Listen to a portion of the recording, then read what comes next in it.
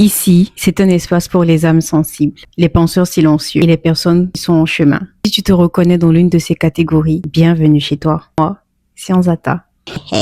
Voici ce que ça donne quand je décide de prendre ma chaîne YouTube au sérieux, s'il vous plaît.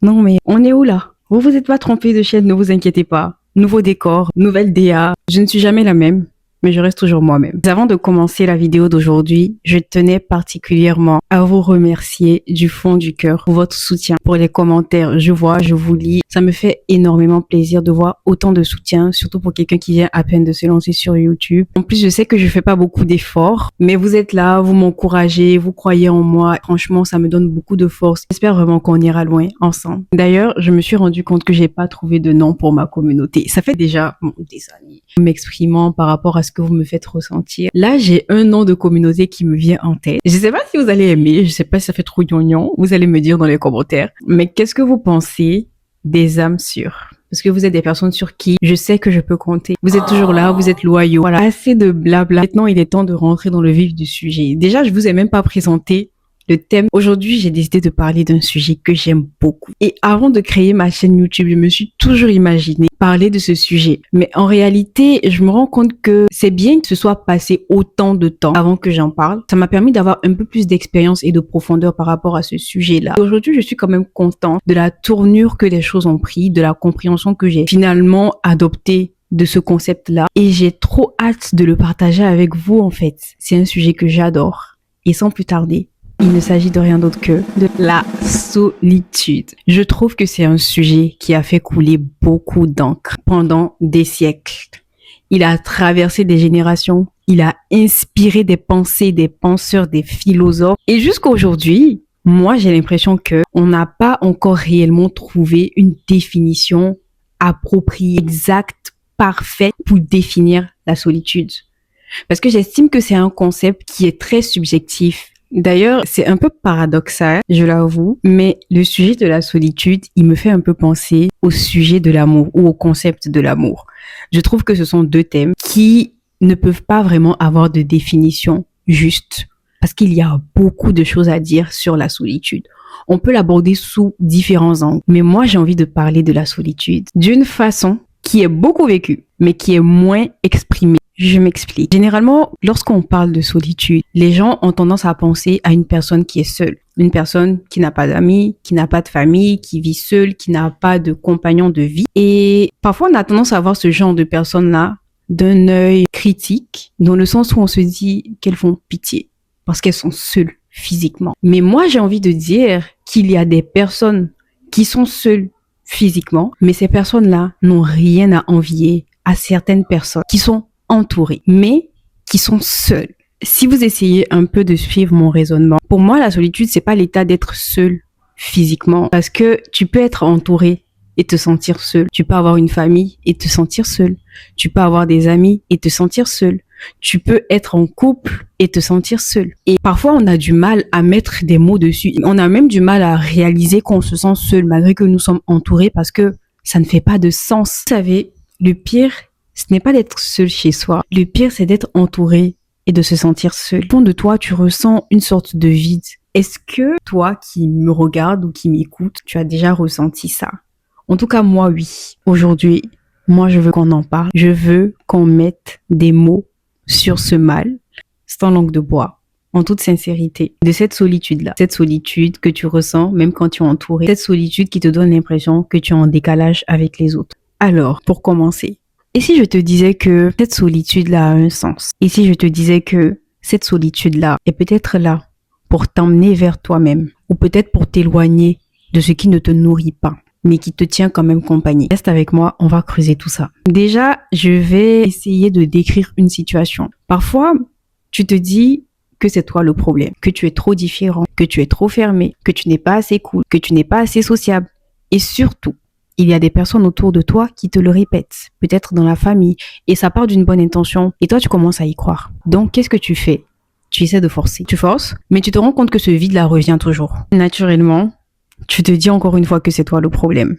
Tu te demandes, mais pourquoi je me sens comme ça? Pourquoi c'est aussi facile pour les autres et pas pour moi? Et tu veux savoir ce que moi j'ai compris? C'est que Ce sentiment de vide, de décalage, ce n'est pas un bug de ta part. C'est juste une alerte. C'est juste, tu n'es pas au bon endroit. Tu n'es pas avec les bonnes personnes. Tu n'es pas dans la bonne énergie. Quand tu essaies de regarder à l'extérieur, tu te rends compte que tu n'es pas forcément aligné avec ces personnes-là. Vous n'êtes pas sur la même fréquence. Ça ne veut pas dire que ces personnes sont méchantes ou que ce sont de mauvaises fréquentations ou que tu es plus élevé spirituellement. C'est pas une question de supériorité de l'un vis-à-vis de l'autre. C'est juste une question de fréquence. Ce que je veux dire par là, c'est que tu peux être dans un groupe de gens bien, mais ce n'est pas ton groupe. Tu peux être en couple avec une personne formidable, mais ce n'est pas la bonne personne pour toi. Et tu peux avoir une vie sociale remplie, mais aucun lien profond. Nous ne sommes pas tous obligés d'être sur la même longueur d'onde pour pouvoir être amis ou pouvoir être en couple. C'est vrai. Mais c'est comme si il faut se mettre avec les personnes qui vont augmenter ton énergie et non qui vont la diminuer. Et pour pouvoir peut-être illustrer ça plus facilement, tu peux avoir une meilleure amie. C'est un exemple bateau que tout le monde a déjà peut-être vécu dans sa vie. Tu peux avoir une meilleure amie que tu aimes beaucoup. Et cet amour-là, il est réciproque. Mais c'est une personne qui est instable émotionnellement. Et toi aussi, tu n'es pas la personne la plus stable du monde. Toi aussi, tu as tes difficultés. Tu as peut-être fait ton bout de chemin pour arriver à un certain niveau de stabilité. Elle peut passer son temps à t'appeler pour t'expliquer ses problèmes. Et c'est le genre de personne, il y a que quand ça va mal qu'elle t'appelle. Elle est dans une énergie basse. Elle est dans une énergie de manque, de demande. Et toi, tu es dans une énergie où tu es en train de chercher un équilibre. Tu penses que cette personne-là, elle va t'aider à atteindre ton équilibre. Peut-être tu as besoin d'aide et de conseils alors que la personne est auto-centrée sur elle-même. C'est pas une mauvaise personne. Tu lui sers juste de dépotoir émotionnel. Elle t'appelle que quand ça va mal pour t'expliquer parce qu'elle a besoin juste de quelqu'un à qui parler. Pour les personnes qui sont peut-être pas à l'aise avec le terme énergie, voici ce que je veux dire par là. Personne pareille, tu es avec elle, mais tu te sens seul parce que elle ne t'aide pas à atteindre tes objectifs, elle te ralentit. Tu es seul dans ta quête. Le sentiment de solitude, il est encore plus profond parce que c'est ta meilleure amie. C'est encore mieux de se dire, je suis seul. J'ai personne sur qui compter. Plutôt que d'avoir quelqu'un qui est censé peut-être avoir ce rôle-là, mais qui ne le joue pas. Si je peux essayer de résumer, je dirais que ça donne une sorte d'illusion, en fait. C'est comme un mirage. Je pense que je me suis un peu égarée dans mes exemples, mais si on revient, donc, comme j'étais en train de dire, tu peux être avec des gens et te sentir seul. Cette solitude-là que tu ressens, finalement, ce n'est pas une punition. Parce que si tu prends le temps de t'écouter, ça va de soi qu'il faut s'éloigner. Et là, en parlant, je me rends compte qu'il y a une subtilité à laquelle il faut vraiment faire attention. Tu peux être en face de quelqu'un qui est dans une énergie de manque et qui aspire ton énergie. Mais le piège dans lequel il ne faut pas tomber, c'est de commencer à se victimiser. C'est de commencer à dire, ah, cette personne aspire mon énergie. La frustration que tu ressens là, c'est pas pour te victimiser. Et ça, c'est un piège de l'ego. Oui, la personne aspire ton énergie, mais tu n'es pas une victime. La personne ne te cible pas. C'est son énergie de manque qui la pousse à faire ça, mais ce n'est pas contre toi. Si ce n'était pas toi, ça allait être quelqu'un d'autre. À un moment, il y a une différence entre l'empathie et le masochisme. C'était une très grosse parenthèse, mais vraiment pour vous illustrer comment je perçois les choses. Finalement, la conclusion de cette réflexion-là, c'est que parfois ce sentiment de vide que tu reçois, c'est un appel pour te rediriger vers l'énergie qui te correspond, l'énergie dont tu as besoin. Mais cette redirection-là, ça se fait pas facilement. Ça se fait à travers des frustrations. Parce que on est plus attentif aux frustrations. Si je devais donner un nom à la première réflexion que je vous ai partagée, je dirais la solitude comme signal intérieur. Deuxième réflexion. Ça là, je ne sais pas si c'est choquant. Je vais vous dire et vous allez en juger. Moi, je pense que parfois, Dieu nous isole. Je m'explique. Tout va bien, mais tu es une personne qui est seule et tu veux essayer de te connecter aux autres. C'est un peu plus spécifique. C'est dans le sens la solitude qui est liée au couple, donc liée aux relations amoureuses. Tu essaies de trouver l'amour. Surtout aujourd'hui, sur les réseaux où on a l'impression que tout le monde est en couple. Qu'est-ce que tu en penses? Donc, on se met en couple pour les mauvaises raisons. Ça sera rien de sérieux, ça sera rien de profond. Parce que ce n'est pas la personne qui est là pour toi, en fait. Tu n'es pas encore disposé à rencontrer la personne qui est faite pour toi parce que tu n'as pas encore tous les outils nécessaires. Tu n'as pas encore la maturité nécessaire. Si tu n'as pas appris à t'aimer, à t'écouter, à te respecter, à te valoriser, à te construire seul, qu'est-ce que tu vas faire en couple, en fait? Qu'est-ce que tu vas apporter à la personne? Et qu'est-ce que la personne va t'apporter que tu seras en mesure de recevoir? Donc, quand je dis que Dieu t'isole, Dieu, lui, il voit tout ça. Il sait que tu n'es pas prête. Et toi, tu ne sais même pas que tu n'es pas prête parce que tu n'as même pas le temps de te concentrer sur toi. Vu que tu passes ton temps à regarder tout ce qui se passe à l'extérieur, tu passes ton temps à regarder tout ce qui se passe autour. mais tu prends pas le temps de regarder ce qui se passe à l'intérieur de toi. Et Dieu, il te dit, non, ma chérie, tu n'es pas prête. Attends-toi là. Mets-toi de côté. Mets-toi de côté. Calme-toi. Regarde en toi. Écoute-toi. Travaille sur toi. Quand le moment va venir là, je vais mettre. Mais si le temps de préparation qui t'est donné, tu le vois comme un moment de frustration. Tu le vois comme un moment où tu dois encaisser ce que les autres vivent. Tu dois encaisser le bonheur que les autres vivent. Tu ne seras jamais prête. Et c'est comme si même le fait de ne pas rentabiliser ce temps de préparation-là, ça prolonge encore ta rencontre avec la personne que tu attends. Parce que tant que tu n'es pas prêt, tu vas pas avoir. Quand tu commences à travailler sur toi, quand toi-même tu es concentré sur toi, tu finis par attirer ce que tu mérites. Dieu t'isole parce que il te prépare à quelque chose de grand. Tu sais, parfois quand tu dois avoir des changements dans ta vie, des changements significatifs, où tu dois prendre des tournants, tu as besoin d'être seul. Tu as besoin d'être seul pour te reconnecter à toi. Tu as besoin d'être seul pour te concentrer. Tu as besoin d'être seul pour parler à Dieu. Tu as besoin d'être seul pour recevoir certaines choses, certaines prédispositions. Parce que quand tu es trop entouré, quand il y a trop de bruit autour de toi, tu ne réalises même pas même que tu es dans une période de transition. Si tu ne profites pas de la transition pour te préparer, quand le changement qui t'attend va arriver, tu seras prise de court en fait. Et ça peut être un bon changement que tu vas mal vivre, que tu vas même subir. Et je me rends compte que quelles que soient les réflexions que je suis en train de vous énoncer, l'idée reste la même. Il ne faut pas vivre la solitude comme une punition. Parce que la solitude, c'est un signal en fait. Soit c'est pour te dire, regarde à l'intérieur de toi. Soit c'est pour te dire, prépare-toi à un changement.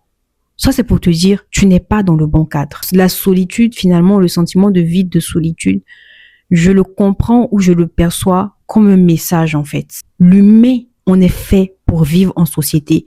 On n'est pas fait pour être seul. Dieu, il a dit, il n'est pas bon que l'homme soit seul. Que ce soit dans la religion, que ce soit dans la philosophie, ce sont des concepts qui reviennent. Moi, la solitude, je la vois comme un message pour te dire que, il y a quelque chose à modifier pour mieux te préparer à vivre en société, pour mieux te préparer à être entouré et pour être une bonne compagnie pour les autres aussi. Parfois, tu n'es pas seul parce que personne ne veut de toi. Parfois, tu es seul parce que tu vibres à une fréquence différente.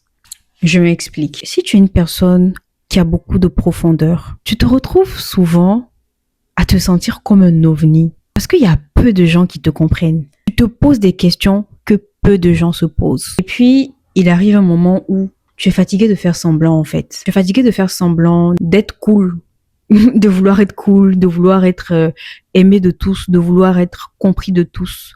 À un moment, faut accepter. À un moment, faut accepter de se sentir différent. Faut accepter d'avoir de la profondeur. Faut accepter de ne pas être compris. Tu n'as pas besoin d'être compris pour valider ce que tu ressens en fait. Tu dois être fier de toi, tu dois être fier de ton unicité, tu dois être fier de ta profondeur. Les êtres humains ont peur de la profondeur. Les gens ont peur des gens sincères. Parce qu'il y a des gens qui pensent que on joue tous à un jeu en fait. Quand il y a des personnes qui se rendent compte qu'elles sont vraiment en compagnie de personnes qui sont sincères, qui donnent avec le cœur, elles ont peur parce qu'elles se sentent comme des imposteurs en fait. Et elles savent pas comment se comporter avec vous. Même au niveau des sujets de conversation, tu te sens en décalage. Parce que toi, tu veux des conversations qui te nourrissent en fait. Pas des trucs qui t'épuisent. Pas des conversations où on passe notre temps à parler des autres, des célébrités ou de je ne sais quoi. Bah oui, après ça, ça reste des faits divers. C'est des choses sur quoi, ouais, de temps en temps, on peut parler. Mais quand ça devient le fil conducteur de la relation, quand ça devient le sujet principal, à un moment, c'est compliqué. Quand tu es dans des relations où tu n'es pas capable d'avoir des discussions profondes, ou des relations où tu n'es pas capable de parler de la mort. Enfin, il y a des gens, c'est la mort. Mais pourquoi tu parlais de la mort? Mais on va mourir en fait. Pourquoi on va pas parler de la mort? Un moment aussi, faut qu'on parle de nos réalités, tu vois. Et si toi tu es ce genre de personne-là, enfin, si tu es entouré de personnes qui se posent pas beaucoup de questions, qui se posent pas plus de questions que ça, tu peux avoir l'impression que c'est toi qui es bizarre, mais pas du tout. Vraiment pas du tout. Donc, à toi qui a peut-être vu ce titre sur YouTube et qui a cliqué dessus, c'est peut-être parce que tu te sens seul.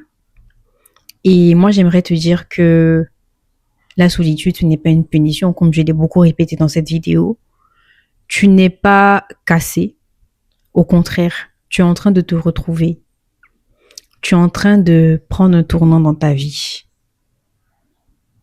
Tu es en train de recevoir des prédispositions qui te seront nécessaires pour de belles choses qui t'attendent.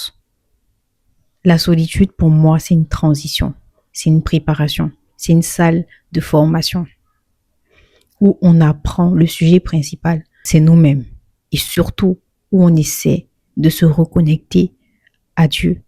Ne doute pas de ta valeur, sois patient et n'oublie pas que ce n'est pas dans le bruit qu'on retrouve la paix, mais c'est plutôt dans le silence.